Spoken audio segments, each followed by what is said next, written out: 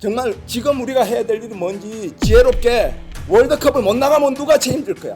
축구협회 내부에서 누가 건의를 해서 누가 왜 이런 결정을 해서 이렇게 대표팀을 어렵게 만들었는지. 제가 그때 처음 왔을 때 이런 질문이 왔을 때는 좀 타이밍을 좀 찾았었는데요. 오늘 이긴 날이고 해서 타이밍상 오늘 얘기를 하는 게 좀 좋을 것 같습니다. 우리가 코끼리의 다리만 보면 코끼리가 이렇게 생긴 줄 알잖아요, 그죠? 그러니까 발로벤투 감독을 내가 선임을 할 때 검증한 부분을 가지고 모든 감독을 다 검증해야 된다고 생각하는 것은 약간은 오해가 있는 것 같습니다. 발로벤투 감독에 대해서 더 검증하고 싶었던 것은 중국에서 실패를 했고 브라질에서도 실패를 했고 그리스에서도 조금 의심이 있었기 때문에 그 부분에 대해서 확신이 없을 때는 이 후보가 완전히 우리가 완전히 매력이 있어서 우리가 원하는 그런 후보가 아니었기 때문에 가서 검증을 요구를 했고 검증을 잘했다고 생각을 합니다. 하지만 우리가 대표팀 감독급은 국내에서든 외국에서든 최고의 레벨의 지도자에게 PPT를 요구하는 건 나는 우스운 일이라고 생각을 해요. 저는 르나르 감독에게 네가 지구 어디 끝에 있으면 끝에 가고 아프리카 있으면 아프리카 가고 유럽 가면 유럽 가고 나 한 번만 만나달라 그랬고, 가서 내가 오히려 비디오 준비해 간 거 보여주면서 우리나라가 이런 나라다. 왜냐하면 나는 검증을 다 했어요. 그분은 아프리카에서 2번이나 네이션스컵을 우승했습니다. 아주 잠비아 같은 나라 데리고. 그리고 라카룸에서의 리더십이나 선수들 장악력이나 그 다음에 경기를 지배하는 거나 통제하는 거나 최고의 감독이었습니다. 우리가 미디어를 통해서 그분의 인터뷰도 보고 또 3자를 통해서 성품도 알아봐도 너무너무 좋은 사람이에요. 제가 사정했어요. 네가 오면 좋겠다. 와서 해주면 좋겠다. 네가 공항에 나타나는 날 우리가 아마 난리가 날 거다. 그 사람 기다려달라고 해서 얼마든지 기다려주겠다 했어요. 자기가 왕을 설득할 시간을 달라고 해서 설득을 해요. 제가 어떻게 그 사람 보고 당신이 어떻게 PPT를 어떻게 전술을 운영할 거냐 그 말을 못합니다. 저는. 그분 그랬고 케이로스한테도 그랬습니다. 케이로스는 증명이 된 감독이에요. 단지 내가 르나르 감독한테 확인한 거는 네가 오는 데 있어서 이게 얼마나 중요한 당신의 삶에 있어서 얼마나 중요한 것인가, 패션을 보여달라. 정말 오고 싶은 마음이 있는지, 그 다음에 한국에서 일할 의지가 있는지 그런 거를 했을 때 자기도 정말 나에게는 중요한 자리고 나는 가고 싶고 자기 인생에 있어서 중요하다. 모든 것이 그런 검증이었습니다. 한국에서 와서 할 수 있느냐, 할 수 있다 그랬습니다. 케이로스도 마찬가지입니다. 케이로스는 모든 것이 검증이 됐습니다.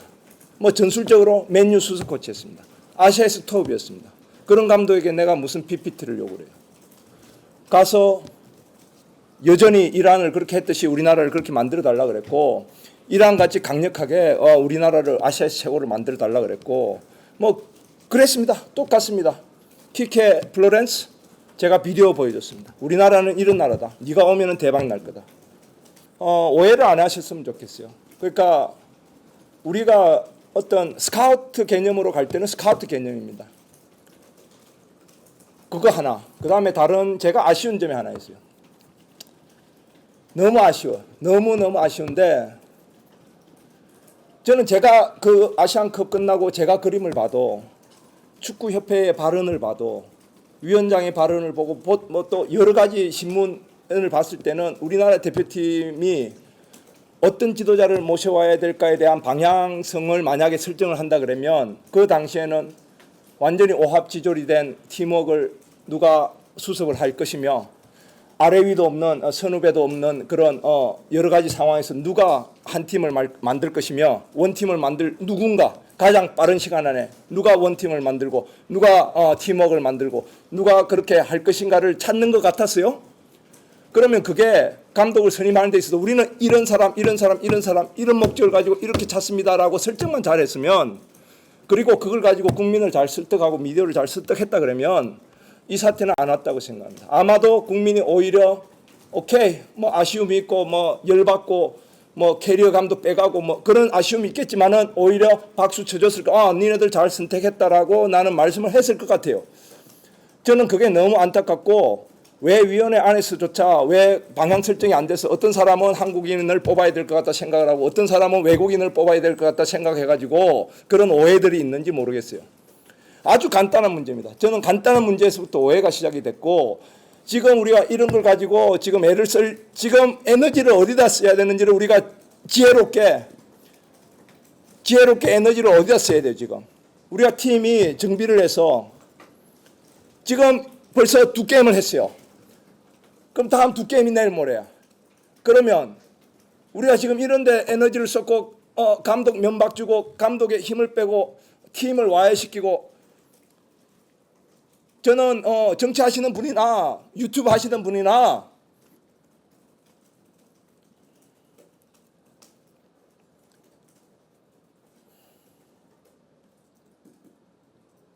정말 지금 우리가 해야 될 일이 뭔지 지혜롭게,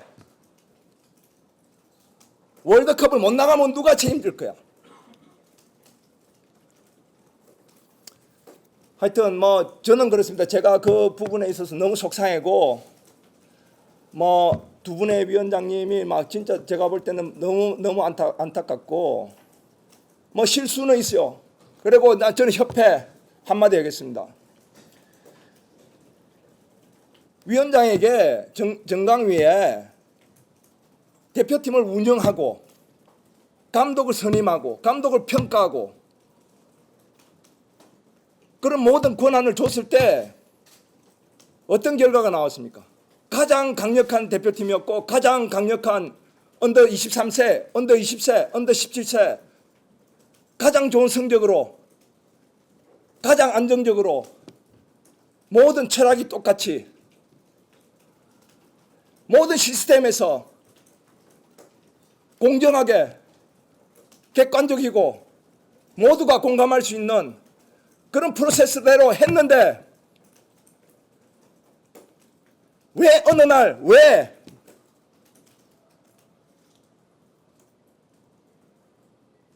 그 권한을 왜 뺐는나 저는 이해를 못하겠어요. 계약 기간 중에 있는 사람한테 왜 권한을 뺐고 지금 그 이후에 지금 된 사태에 대해서